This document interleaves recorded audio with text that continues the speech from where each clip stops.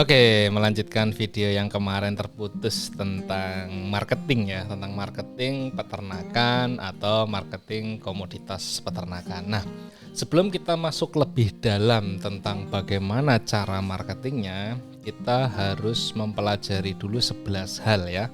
11 hal yang harus kita pelajari dulu. Pertama tentang apa? Tentang pola pikir dulu. Marketing itu harus pola pikirnya harus ditata dulu supaya tidak salah arah. Yang kedua, itu kita harus melihat potensi marketnya. Nah, potensi market itu komoditas peternakannya. Apa saja potensi-potensi yang akan kita garap. Nah, ini nanti kita bahas satu persatu di video lanjutannya. Karena kalau satu video pasti waktunya lebih panjang. Nah, makanya ini kita urutkan perbagian nanti kayaknya per part-part ya. Part 1, part 2 seperti itu. Oke?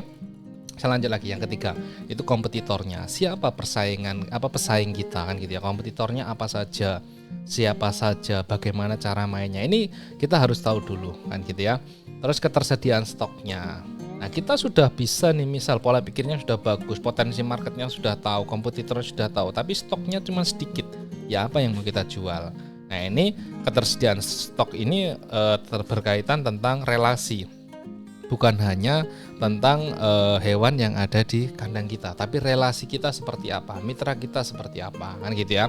Terus lanjutnya program penawaran. Kita harus membuat sebuah program penawaran.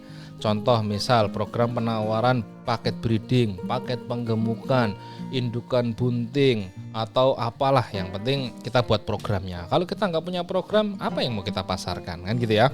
Nah itu, terus habis itu keuntungan yang diperoleh pembeli. Nah untungnya apa kalau beli di tempat kita, value-nya apa, kan seperti itu ya.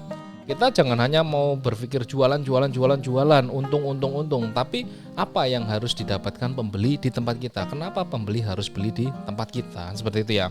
Terus habis itu pola penanganan hewan yang terjual. Nah ini seperti apa penanganannya sampai di tangan customer. Nah ini juga harus dipola, polanya seperti apa, jangan asal-asalan, kan gitu ya. Terus kita harus memilih media promosi. Media promosinya apa? Sekarang itu banyak sekali media promosi, seperti misal sosial media, ada Facebook, Instagram, TikTok, terus apa lagi, lain sebagainya lah. Terus habis itu ada metode-metode yang lain yang bisa kita maksimalkan. Nah media promosinya ini apa yang mau kita pakai, kan gitu ya. Terus habis itu kontennya. Nah kontennya harus seperti apa? Konten ini sangat penting, kan gitu ya. Kenapa saya bilang sangat penting? Orang akan menonton video kita atau menonton konten kita sampai dengan selesai kalau dia tertarik. Nah, tugas kita adalah memberikan konten yang orang itu tertarik, yang orang itu betah nonton, yang orang itu bisa menikmati apa yang dia inginkan, kan gitu ya. Menikmati sebuah visual yang kita sampaikan, kan gitu ya. Terus metode pemasarannya, mau pakai organik kah atau berbayar. Nah ini kan pilihan. Kalau pengen cepat, yang berbayar, kan gitu ya.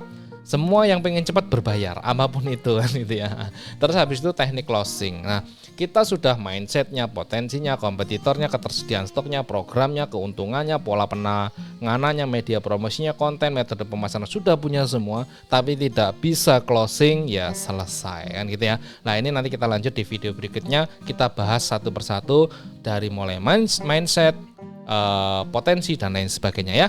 Kita lanjut di video berikutnya teman-teman. Jangan lupa like, subscribe atau komen ya. Kalau misal ada masukan monggo silakan di komen. Oke?